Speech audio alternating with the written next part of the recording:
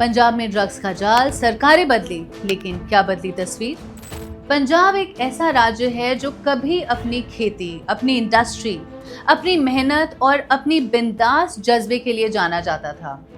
लेकिन पिछले कई वर्षों से एक और अनचाही पहचान उससे जुड़ गई है, ड्रग्स का संकट। सरकारें बदली, राजनीतिक दल बदले, नारे बदले। कभी कांग्रेस ने ड्रग्स के खिलाफ बड़े वादे किए, आज आम आदमी पार्टी युद्ध नशों के विरुद्ध अभियान चला रही है। लेकिन सबसे बड़ा सवाल यही है, क्या पंजाब ड्रग्स के जाल से बाहर निकल पाया है? अगर आधिकारिक आंकड़ों और संसदीय समिति की रिपोर्ट पर नजर डालें तो तस्वीर चिंता बढ़ाने वाली है। संसद की सामाजिक न्याय एवं अधिकारिता संबंधी स्थायी समिति के मुताबिक करीब 3 करोड़ की आबादी वाले पंजाब में लगभग 66 लाख लोग किसी न किसी तरह के नशे की चपेट में हैं। इनमें से 21 लाख से ज्यादा लोग ओपियोइड यानी अफीम और हेरोइन जैसे नशों के आदी हैं। सबसे चिंताजनक बात, करीब 7 लाख बच्चे भी इस लत की गिरफ्त में बताए गए हैं। यानी ये सिर्फ कानून व्यवस्था का मामला नहीं रहा, ये अब सामाजिक और स्वास्थ्य संकट बन चुका है। अब जरा कार्रवाई के आंकड़े भी देखिए। 2017 से 2021 के बीच पंजाब में करीब 52,000 एनडीपीएस मामले दर्ज हुए, लेकिन 2022 से अप्रैल 2026 तक ये संख्या बढ़कर 73,000 से ज्यादा हो गई, यानी करीब 41% की बढ़ोतरी। गिरफ्तारियां भी लगभग 45% बढ़ी।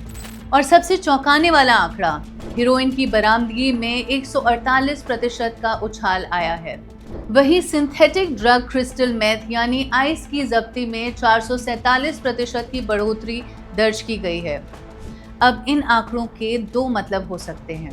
पहला, पुलिस पहले से ज्यादा सक्रिय है, कार्रवाई तेज हुई है, खुफिया तंत्र बेहतर काम कर रहा है।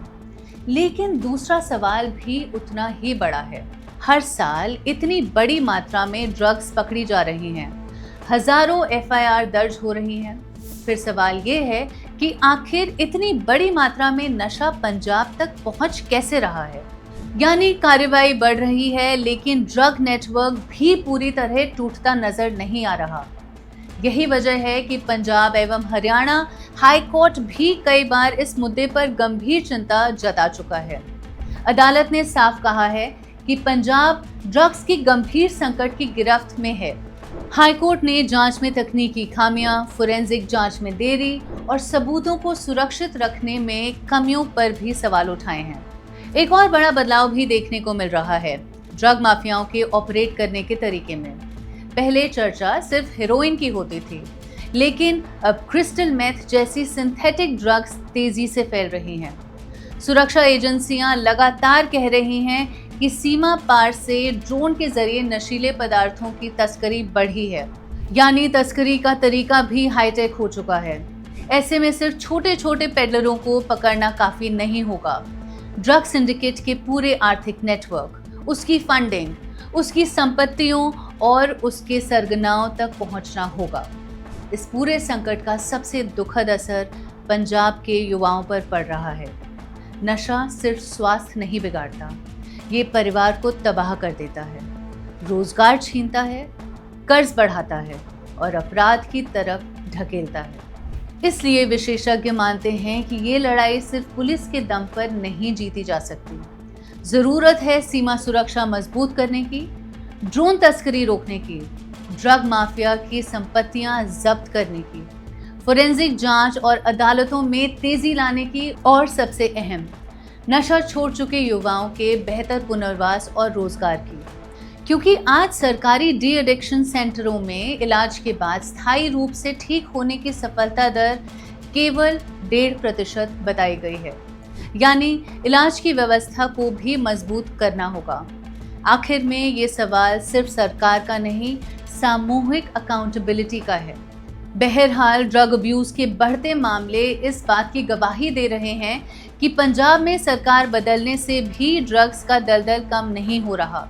सिर्फ खानापूर्ति, कुछ ड्रग्स को जब्त करने, कुछ गिरफ्तारी और कुछ पुनर्वास और महज स्लोगनियरिंग से पंजाब के ड्रग इशू को खत्म नहीं किया जा सकता। 2017 के कैंपेन में कांग्रेस गुटखा साहिब की कस्में खा रही थी और मौजूदा सरकार युद्ध नशों के विरुद्ध कैंपेन चला रही है, लेकिन ड्रग्स की चुनौतियां यथावत बनी हुई हैं। आखिर में सवाल यही है कि क्या पूरा सिस्टम मिलकर पंजाब को इस ड्रग महामारी से बाहर निकाल पाएगा क्या?